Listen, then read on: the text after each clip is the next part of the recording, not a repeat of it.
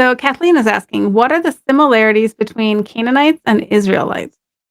Oh, that should be a fun exercise.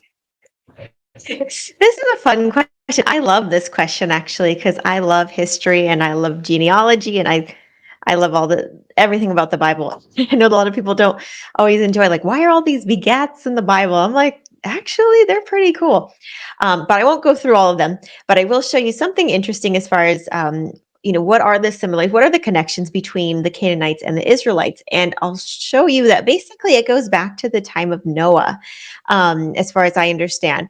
And Jerry, Wendy, you can add whatever you'd like later, but this is my understanding. So when you go to the book of Genesis, chapter 10, it talks about the descendants of Noah. And basically, Noah had three sons, Japheth, Ham, and Shem. And so um, one of his sons, Ham, was not a very good boy. There's a pretty I don't say sad, but Ham did something that was definitely a sin against his father. He discovered his father's nakedness. And so because of that, Ham was kind of the line of the ungodly, as you can kind of see in the Bible.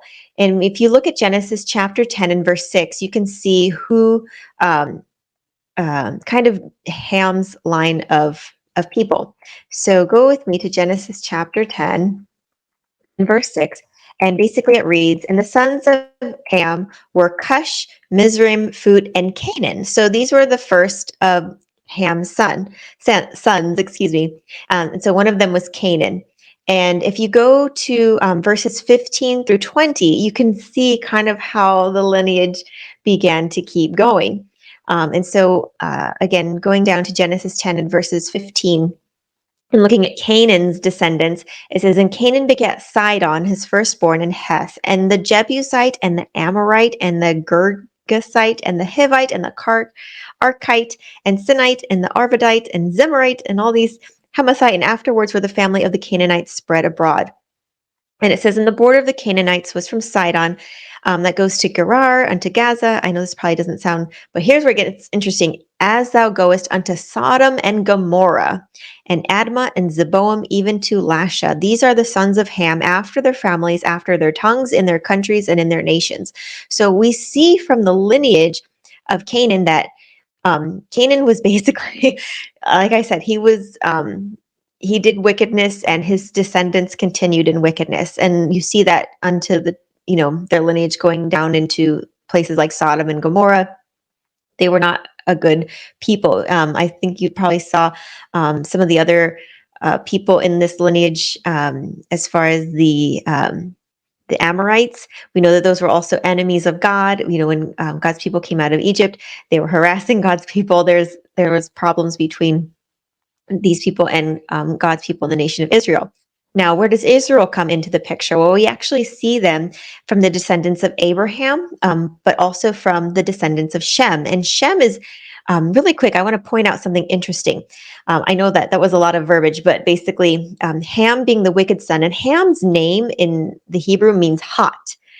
So it's kind of interesting. His name actually meant hot. I don't know if they would have had a hot temper or why he was named that, but that was basically the name of Ham. But the name of Shem meant name. It literally meant name, which is interesting because when you look back in the Bible, back in the book of Genesis in chapter 4, basically where it talks about, after Adam and Eve fell, and then they had Cain and Abel was good, but then Cain killed his brother Abel. And it says down the line, like many years later, they had another son named Seth. And it says Seth had a son named Enoch. And after Enoch, men began to call on the name of the Lord. And I do believe that the name of the Lord is very important, but it's not its pronunciation. It's its meaning. It's knowing who God is as a person. You know God on a name basis. I could know a movie star. I could know, their name as far as, knowing that person, or, say if I knew the president or somebody famous, that's one thing to, be able to pronounce their name. But if I know them on a first name basis, if they came to my house and they said my name, they knew me. That's more what the Bible's talking about as far as the name of God. And so I believe that, Noah was calling his son Shem because he wanted Shem to call on the name of God, or to be one who reflected the name or the character of God. And so you see in the line of Shem, if you go to Genesis chapter 11, verse 10, so this is kind of more God's lineage, like God's people, which we kind of see even going back to the Garden of Eden, when in Genesis chapter 3, that, God says, there'll be enmity between thee, the devil, and the woman, between thy seed, the people who follow after the devil or the world, and those who follow after God.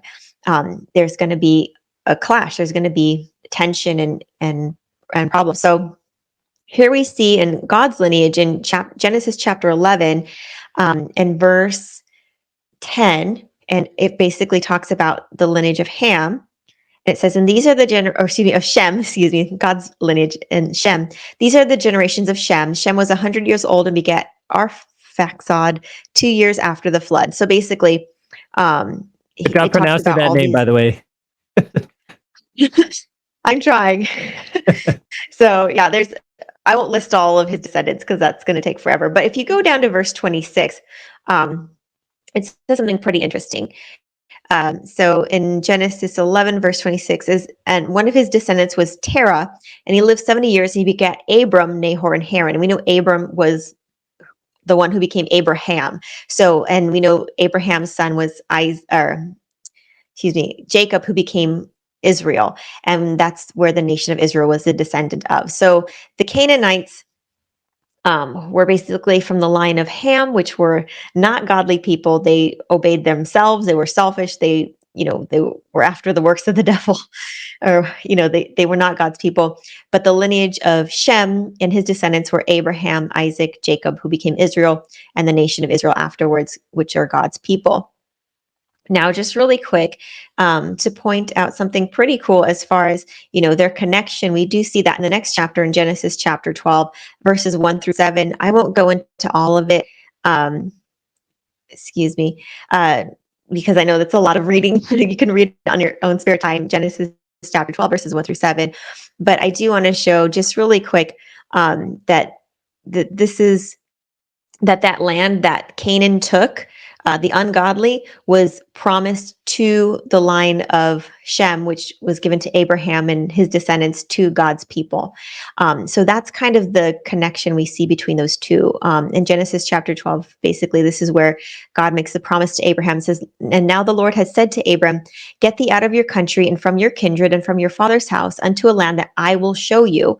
And basically, it talks about how he took his wife and his nephew Lot, and they went down to the land of Canaan. In verse 6, it says, and Abram passed through the land unto the place of Sichem, unto the plain of Moreh, and the Canaanite was in the land. So he went to the land of the Canaanites. And it says in verse 7, and the Lord appeared to Abram and said, unto your seed will I give this land. And there builded he an altar unto the Lord, and who appeared to him. So here we see basically the connection between the Canaanites and Israel, which is that they were basically eventually back from the line of Noah, but one was from the line of Ham, the ungodly, and again, Shem, the line of God's people, who became that great nation of Israel. And so, as far as similarities, they're not similar. That's the thing. They were at odds with each other. And it's only when Israel began to compromise and do things that the Canaanites were doing that they got along, but not in a good way. But honestly, usually they were just at war with each other. They were, one wanted to follow God and one wanted to follow their own way and practice their own lawlessness. So, I would say that there's not a lot of, there shouldn't be similarities between the two, because one follows God and one doesn't. Jay or Wendy, any other thoughts on that one?